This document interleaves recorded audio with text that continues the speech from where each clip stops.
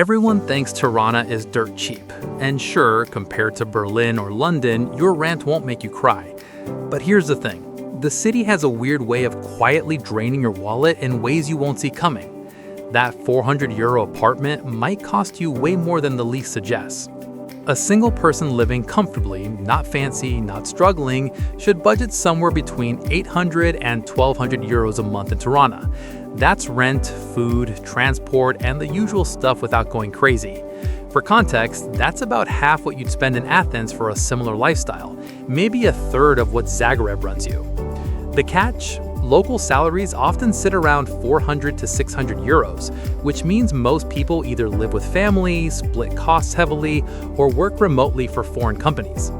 A decent one-bedroom in a livable neighborhood, think Blocko near the center, or the newer parts of the ring road, runs about €300 to €500 a month. You can find cheaper, sure. Drop to €200 or €250 and you're probably looking at Soviet-era blocks with sketchy wiring, no elevator, or a neighborhood that feels disconnected from the city's energy. Here's what the listings won't tell you. A lot of buildings in Tirana were constructed fast and without much oversight. That means thin walls, unreliable heating, and landlords who may or may not fix things promptly. The newer developments look sharp, but you're paying a premium for that finish, sometimes closer to $600 or more a month. Compared to somewhere like Sofia, Tirana's rent feels slightly higher for what you actually get. The city's growing, demand is rising, and supply hasn't quite caught up with quality. Is it fair? Depends. If you value being in a capital that's changing fast and has a certain raw energy, maybe. If you want polish and infrastructure that works seamlessly, it can feel like you're overpaying. Groceries can run you anywhere from €150 to €250 a month if you're cooking most meals at home. Local produce, bread, and dairy are genuinely affordable. Imported stuff, good coffee, certain snacks, anything organic or specialty will spike that number. A typical local meal like a börek and a coffee at a neighborhood spot might cost you €3 to €5.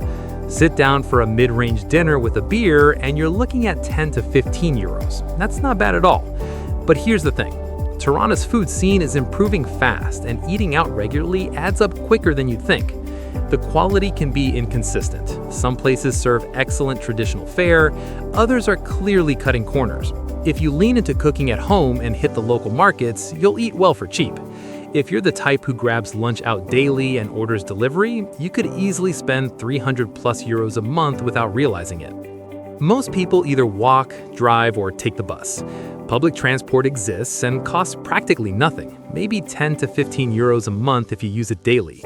The problem is it's not super reliable. Routes can be confusing and buses get packed. A lot of locals drive, which means traffic is genuinely chaotic. If you use taxis or Bolt, rather cheap by European standards, a cross-city trip might be €3 to €6. But it's still an expense that creeps up if you rely on it.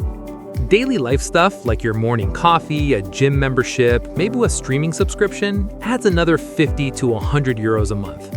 Coffee culture is big here, and a macchiato runs about €1 to €1.5, so it's easy to spend €30 to €40 a month just on caffeine if you're out a lot. The verdict? Day-to-day life in Tirana feels manageable, even cheap, until you realize how much the small stuff compounds.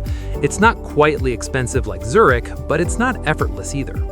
Here's what catches people off guard: the cost of making things work. Tirana's infrastructure is improving, but it's uneven. Your apartment might not have consistent hot water. Your street might flood when it rains. Your internet might cut out randomly. Solving these problems costs money: a backup water heater, a better router, a gym membership because there's no safe park nearby to run in, Uber Eats because the local market is a 20-minute walk through broken sidewalks.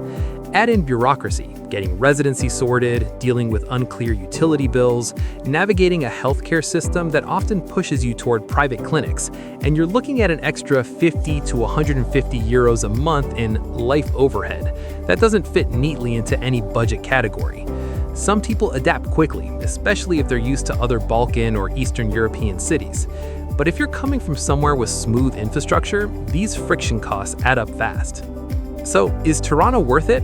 If you're earning remotely, freelancing, or working for an international company, Tirana offers solid value. You get a capital city with decent nightlife, growing food and coffee culture, and proximity to beaches and mountains without the price tag of Western Europe. It works well for people who like a bit of chaos, who don't need everything polished, and who enjoy being somewhere that feels like it's still figuring itself out.